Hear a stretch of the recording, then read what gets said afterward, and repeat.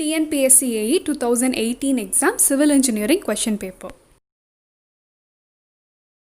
Question number 31. The absolute maximum bending moment in a simply supported beam of span 10 meter due to moving UDL of 4 kN per meter spanning over 6 meter is what? So, ஒரு simply supported beam 10 meter spanல ஒரு UDL வந்து apply ஆகுது. இதுதான் question. அப்போ வந்து அதோட absolute maximum bending moment என்னன்னு கேட்டிருக்காங்க. இப்போ நீங்கள் ஆப்ஷன்ஸ் பார்த்தீங்கன்னா நாலுமே வந்து 42 kN மீட்டர் தான் இருக்குது. அந்த பாயிண்ட் மட்டும்தான் டிஃபர் பண்ணியிருக்காங்க சென்டரில் அட் த எண்ட் செக்ஷன் அந்த மாதிரி. So absolute maximum bending moment ஒரு செக்ஷன் கொடுக்காம டேரெக்டாக இப்படி கேட்டிருந்தாங்கன்னா கண்டிப்பாக அந்த ஸ்பேனோட சென்டரில் தான் அது அக்வர் ஆகும். ஸோ நமக்கு இந்த கான்செப்ட் தெரிஞ்சதுன்னா நம்ம வந்து இதுக்கு ஆன்சர் ஃபைன் பண்ணாமலே டேரெக்டாக அட் த மிட் பாயிண்ட்னு கொடுத்துடலாம். பட் இந்த 42 kN மீட்டருங்கிறது எப்படி வந்தது அப்படிங்கிறத நம்ம இப்போ பார்க்கலாம். பிகாஸ் அப்படியும் வந்து கொஷின்ஸ் கேட்கலாம்.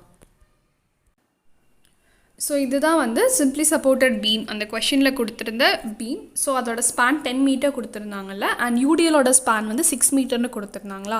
அப்சல்யூட் மேக்ஸிமம் பெண்டிங் மூமெண்ட்னாலே அது வந்து ஒரு செக்ஷன் நம்ம எடுக்கும் போது அது ஈக்குவலாக பைசெக்ட் ஆகணும். அதாவது ஸ்பேனும் ஈக்குவலாக டிவைட் ஆகணும், யூடிஎலும் ஈக்குவலாக டிவைட் ஆகணும். இங்கே நமக்கு இதுதான் செக்ஷன் எதுவுமே கொடுக்கல, டேரெக்டாக அப்சல்யூட் மேக்ஸிமம் தான் கொடுத்துருக்காங்க.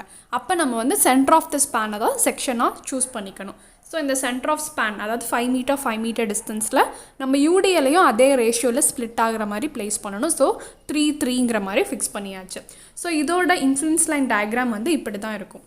ஸோ இந்த மாதிரி ஒரு டயக்ராம் இருக்கும் போது நம்மளோட பெண்டிங் மூமெண்ட் வேல்யூ நம்ம கண்டுபிடிக்கணுமா. ஸோ x1 இந்த ஆர்டினேட்டோட வேல்யூ அண்ட் x2 இந்த ஆர்டினேட்டோட வேல்யூ இது ரெண்டும் நம்ம கண்டுபிடிக்கணும். ஃபஸ்ட்டு இந்த ஆர்டினேட்டோட வேல்யூ கண்டுபிடிக்கிறதுக்கு ஃபார்முலா வந்து x into L minus x divided by L. இதுதான் ஜென்ரல் ஃபார்முலா. ஸோ இந்த ப்ராப்ளமில் பார்த்தீங்கன்னா 5 into 5 divided by 10 வரும். ஸோ 2.5 meters வரும். ஸோ அதுதான் இந்த ஆர்டினேட். நெக்ஸ்ட் ஆர்டினேட் இது கண்டுபிடிக்கிறதுக்கு சிமிலர் ட்ரையாங்கிள் பிரின்சிபல் யூஸ் பண்ணணும். ஸோ சிமிலர் ட்ரையாங்கிள் பிரின்சிபல்னால் x2 அதாவது x2 divided by இந்த distance 2 meter, x1 2.5 divided by total distance 5 meter. So அதுதான் இங்கே அப்ளை பண்ணியிருக்கோம். ஸோ அதோட ஆன்சர் வந்து x2 வந்து 1 மீட்டர்னு வரும். ஸோ x2 வந்து 1 மீட்டர். ஸோ இதுக்கப்புறம் என்ன பண்ணணும்னா இதோட லோட் இன்டென்சிட்டி கொடுத்துருக்காங்களா நமக்கு 4 kN per meter அப்படி கொடுத்துருக்காங்களா. ஸோ இந்த load intensity into the area of the UDL இந்த ஏரியா இந்த டோட்டல் ஏரியாவை நம்ம மல்டிப்ளை பண்ணணும். ஓகே. ஸோ இங்கே நமக்கு வந்து 2 ட்ரெப்பீசாய்டல் இருக்குது. இது ஒரு ட்ரெப்பீசாய்டல், இது ஒரு ட்ரெப்பீசாய்டல். 2 ட்ரெப்பீசாய்டலுமே சேம் தான். ஸோ நம்ம ஒரு ட்ரெப்பீசாய்டல் கண்டுபிடிச்சிட்டு இன்டூ 2 போட்டு அப்புறம் இன்டென்சிட்டியும் மல்டிப்ளை பண்ணிட்டோன்னா நமக்கு மேக்ஸிமம் பெண்டிங் மூமெண்ட் கிடச்சிரும். ஸோ முதல்ல intensity 4 into 2 times the area, 2 into area of the trapezoidal என்னன்னா half a plus b into L. இங்கே a plus bங்கிறது 2.5 1 அதாவது இந்த சைடும் இந்த சைடும், Lங்கிறது இந்த டிஸ்டன்ஸ் அதாவது 3 meters. Okay. So 1/2 into 2.5 plus 1 into 3. So இதை மல்டிப்ளை பண்ணும்போது நமக்கு ஆன்சர் 42 kN மீட்டர் வரும். இதுதான் answer. Question 32. Slenderness ratio of a column is the ratio of what? So slenderness ரேஷியோனாலே நமக்கு L/R அப்படிங்கிற ஃபார்முலா நமக்கு நல்லா தெரியும். ஆனால் அந்த Lங்கிறது என்னது ஆறுங்கிறது என்னன்னு கரெக்டாக தெரிஞ்சுக்கணும். அதாவது unsupported length and minimum radius of gyration. So இந்த அன்சப்போர்ட்டட் அண்ட் இந்த மினிமம் இது ரெண்டும் ரொம்ப இம்பார்ட்டன்ட். ஸோ ஆப்ஷன் பி தான் right answer. Question number 33. For a fixed beam of length L carrying uniformly distributed load W over the entire span, the plastic moment capacity of the beam is what? So இது direct answer தான் WC/L/16. So இது நம்ம plastic theory structural அனாலிசிஸில் படிச்சிருப்போம். For different shapes of பீம்ஸ்க்கு different values படிச்சிருப்போம். So அதுலேருந்து நம்ம டேரெக்டாக எழுதிடலாம். அதோட லிங்க் நான் டிஸ்கிரிப்ஷனில் கொடுக்குறேன். உங்களுக்கு மற்ற பீம்ஸ்க்கும் படிக்கணும்னா நீங்கள் அதை ஓப்பன் பண்ணி லேர்ன் பண்ணிக்கோங்க. Question 34. In plastic theory, shape factor is defined as the ratio of what?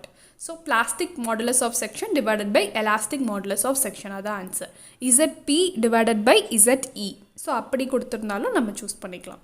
அடுத்து question 35. For a structure shown in the figure, the ratio of relative stiffness for AB and AC is what? So இப்போ ஏபிங்கிற beam பார்த்தோன்னா அங்கே வந்து farther end is fixedன்னு இருக்குது. அப்போ அதோட stiffness என்னென்னா 4EI/L.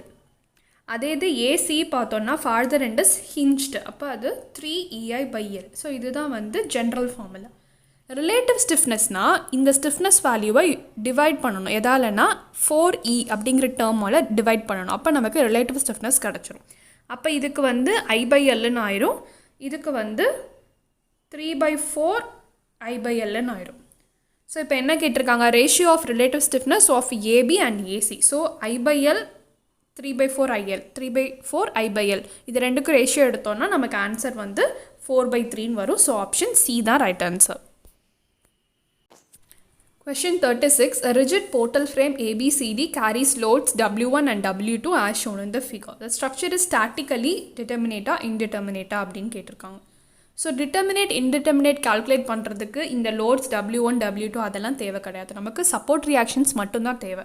So இது ரெண்டுமே வந்து ஹிஞ்ச்டு சப்போர்ட்னா ஒரு வெர்டிக்கல் ரியாக்ஷன் ஒரு ஹரிசாண்டல் ரியாக்ஷன். ஸோ இங்கேயும் ஒரு வெர்டிக்கல் ஒரு ஹரிசாண்டல். ஸோ மொத்தம் 4 ரியாக்ஷன்ஸ் இருக்குது. ஸ்டாட்டிக்கலி ஈக்குலிபிரியம் ஈக்குவேஷன்ஸ் வந்து நமக்கு 3 தெரியும். ஸோ 4 - 3 = 1. ஸோ 1ன்னு வந்ததுன்னா அது வந்து இன்டிட்டர்மினேட்னு அர்த்தம், 0ன்னு வந்தால் மட்டும்தான் அது டிட்டர்மினேட்னு அர்த்தம். ஸோ இங்கே வந்து நமக்கு இன்டிட்டர்மினேட் கண்டுபிடிச்சாச்சு. டு த டிகிரி ஆஃப் வாட்னு கேட்டிருக்காங்களா, அப்படிங்கிறது என்னென்னா நமக்கு கிடைக்கிற வேல்யூ தான். இப்போ எங்களுக்கு 1 கிடச்சிருக்குல்ல, so indeterminate to the first degree, அதுதான் ஆன்சர். சப்போஸ் இங்கே உங்களுக்கு 2 கிடச்சதுன்னா இன்டிட்டர்மினன்சி டு த டிகிரி 2 அப்படிங்கிறது answer. Question 37. In a soil mass, the volume of solids is equal to the volume of voids. The values of porosity and void ratio என்னது அப்படின்னு கேட்டிருக்காங்க. So நமக்கு volume of சாலிட்ஸும் volume of வாய்ட்ஸும் ஈக்குவல்னு சொல்லியிருக்காங்க. அப்படின்னா என்ன அர்த்தம், ஒரு சர்டன் வால்யூமில் ரெண்டுமே பாதிக்கு பாதி இருக்குது, ஈக்குவலாக இருக்குன்னு அர்த்தம். ஸோ நம்ம வந்து இப்படி எடுத்துக்கலாம், வால்யூம் ஆஃப் சாலிட்ஸை வந்து 0.5ன்னு எடுத்துக்கலாம் சாலிட்ஸை, வால்யூம் ஆஃப் வாய்ட்ஸையும் 0.5ன்னு எடுத்துக்கலாம். ஸோ டோட்டல் வால்யூம் வந்து நமக்கு 1ன்னு எடுத்துக்கலாம். ஓகே, ஸோ இப்போ நம்ம ஈக்குவலாக ஸ்ப்ளிட் பண்ணிட்டோம். வால்யூஸ் ஆஃப் போரோசிட்டினா என்னது, n. ஸோ என்னங்கிறது என்னது, V/V. அடுத்து வாய்ட் ரேஷியோங்கிறது E, அதோட ஃபார்முலா வந்து VV/VS.